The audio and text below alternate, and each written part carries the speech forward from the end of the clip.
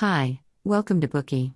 Today we will unlock the book The Five Dysfunctions of a Team, a Leadership Fable.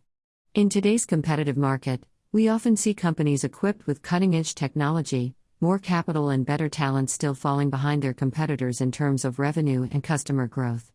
Likewise, the imaginary, Silicon Valley-based software company presented in this book, Decision Tech Incorporated, boasts an accomplished, prestigious executive team and an impeccable business plan.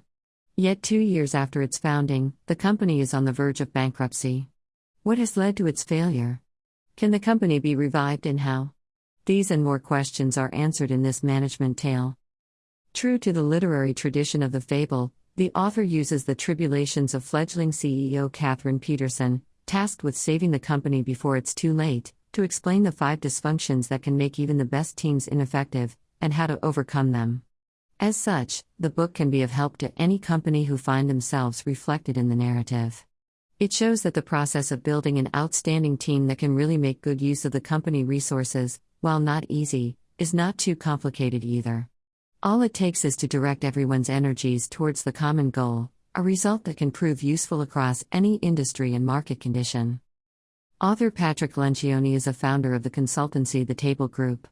Since 1997, The Table Group has dedicated themselves to helping company leaders improve organizational performance and interdepartmental communication. A prolific speaker, Lencioni himself shares his thoughts on organizational management and leadership with over 10,000 people every year, and his deep insights into the difficulties of teamwork have led him to elaborate original solutions to common team dysfunctions. And now, let's begin to learn about the following 5 dysfunctions of teams and their solutions. Part 1. The first dysfunction: without trust, there can be no teamwork. Part 2. The second dysfunction: fear of conflict lowers efficiency in problem solving. Part 3. The third dysfunction: lack of commitment, where team decisions are impossible to define. Part 4. The fourth dysfunction: avoidance of accountability, and a lack of pressure among coworkers. Part 5. The fifth dysfunction: inattention to results, when team performance is not prioritized. Part 1. The first dysfunction: without trust, there can be no teamwork. The first main dysfunction in teamwork is an absence of trust.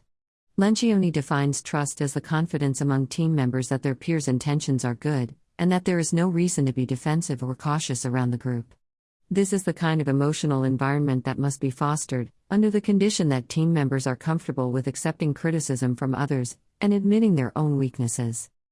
That said, letting people admit their own mistakes and weaknesses is somewhat against human nature, that tends to prevent people from exposing their vulnerable side to others.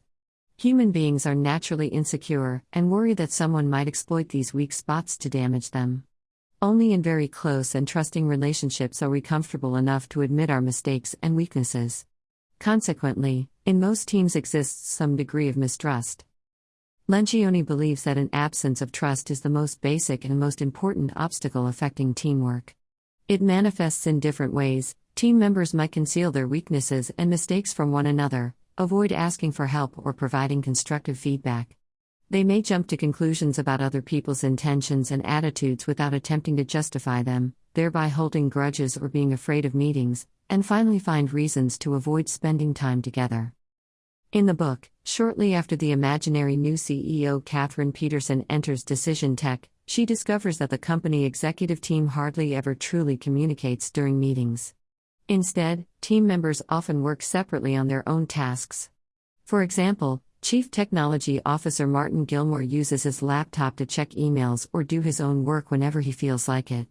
His attitude communicates that the meeting has nothing to do with him, yet he still chips in with sarcastic comments whenever other people make an incorrect statement. Head of Marketing Michelle Beebe, or Mikey, frequently dominates the conversation, but mostly just complains about how the company is not as good as her old one. There are also a few executives who don't like to express their opinions, some of whom listen intently to what others say, while others seem to just go through the motions. Teams that lack trust are completely incapable of effective communication. To communicate, they have no choice but to hold meetings, yet even when gathered around a table, nobody communicates efficiently. A vicious cycle begins, where lack of communication leads to the